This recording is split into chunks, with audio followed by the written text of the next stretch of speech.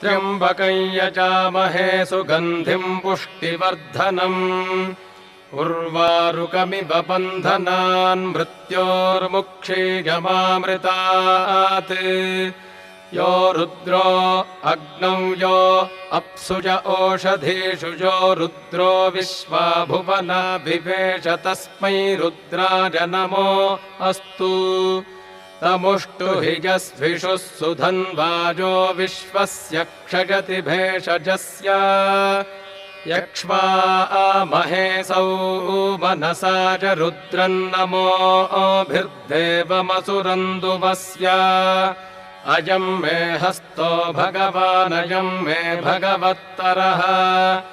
अयं मे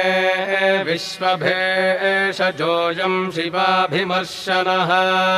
एते सहस्रमयुतं वाचा मृत्यो मर्त्याय